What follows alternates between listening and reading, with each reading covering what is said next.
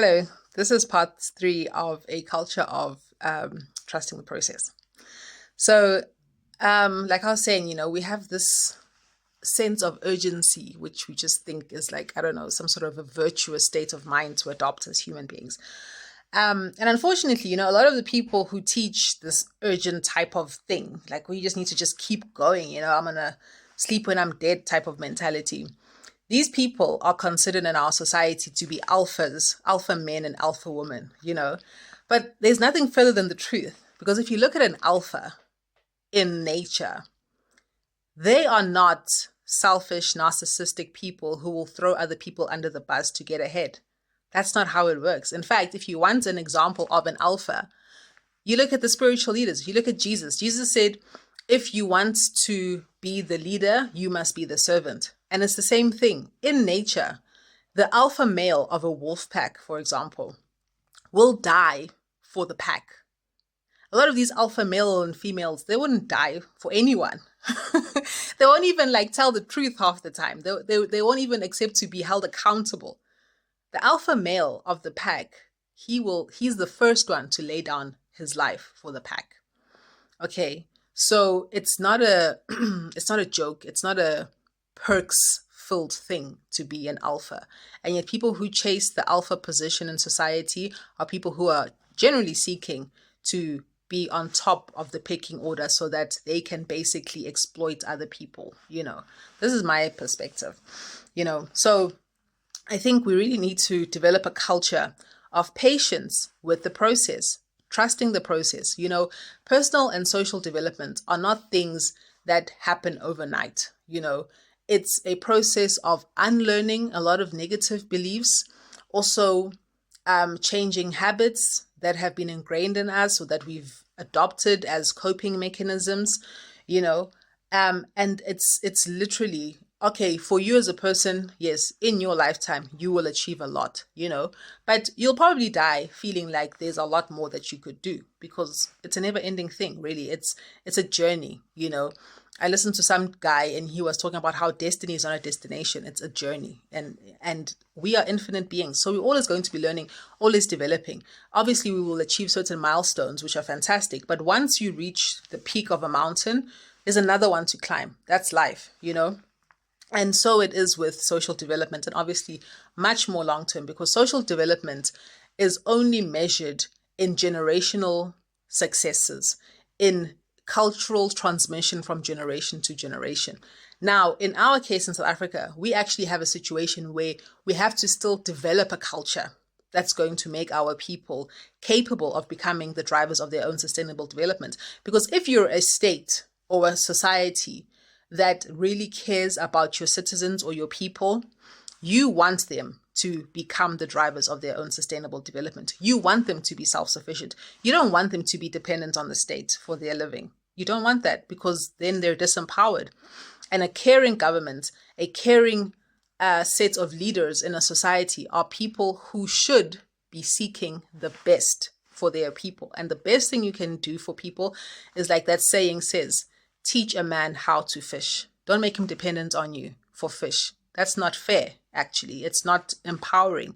And as a leader, you should, like the real alphas in nature, be willing to sacrifice your own comfort and your own aspirations for material accumulation for the sake of your people. This is not what we're seeing, okay? So we have still got to develop a culture. And then once we've developed it, once it's become codified, then we need to ensure that we put in place the sort of curricula and development programs that will entrench it as a way of life in our civilization so that it can actually be actively transmitted through day-to-day activities to the next generation. Okay. So, this is the process. And when we're doing it, and this is another thing, because we don't have a culture of trusting the process, we don't have a culture of trusting ourselves. When we have a setback, we're like, oh, well, it didn't work. It's like, no, it's working. You just need to keep on with it. Keep trusting the process. It's going to work. Like my art teacher said, keep at it. It's going to come together. This is the attitude we need.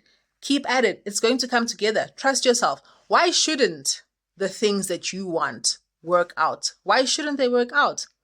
They're going to. You just need to believe in yourself, and you need to keep at it for however long it takes. That's the thing. We have to unlearn this obsession with putting time frames on things and milestoning everything. I mean, you see parents getting super freaked out if their child hasn't reached certain milestones by a certain age.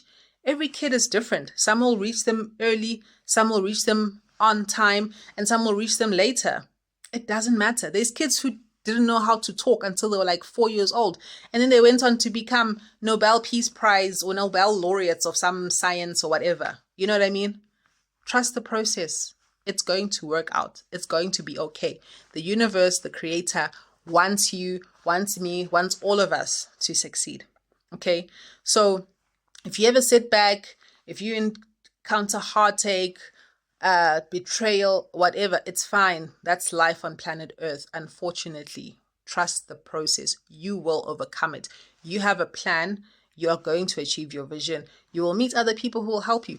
And also, those things were there to teach you how to be stronger in your boundaries, how to be more clear in your communication of what your needs are and what your interests and your desires are in any interaction with other people. Knowing that you have the right to put yourself first in your own life. You don't need to put yourself first in other people's life if you're able to put yourself first in your life. And that's where you should be first, is in your life.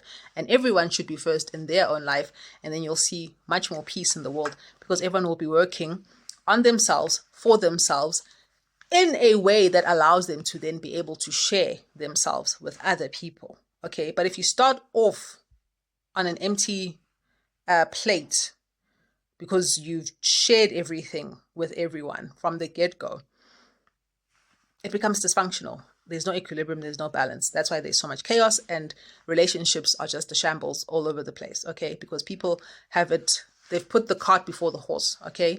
You start with yourself, then you're able to be someone who shares with other people, you know? So I think also it's very important, like, you know, it is your individual journey. It's very important to understand that even though you might share it with other people, even though maybe you might be in an organization where you're working together with other people to achieve certain goals, you must know that you as an individual are in that organization to promote your own career.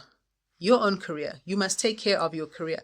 Because if that organization somehow goes belly up for some reason, or the owner of it decides they're no longer interested and they disband it, you need to have developed yourself in that process so that you can carry on that trajectory that you started off on, with that vision for your life that you entered that organization based on. You know, don't leave yourself high and dry because you gave everything to an organization, but there was nothing of you being developed. It was all just for the development of that organization.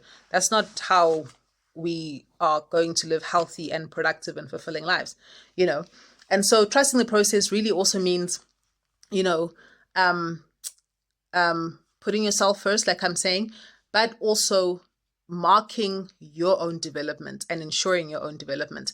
And in terms of marking your own development, you know, be aware of the changes that have happened within you as a person and celebrate those changes. Celebrate the growth that you have experienced, because, you know, it's part of the process. You know, it's not just about the hard work and the slog. It's also about taking time to acknowledge that, yes, I achieved something fantastic and this is great.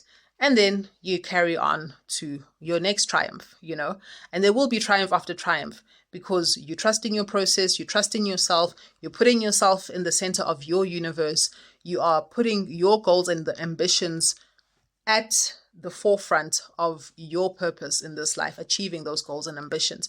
And you deserve it. You deserve it. You're here. You've been put here to achieve certain things. You deserve to achieve them. So go for it, you know.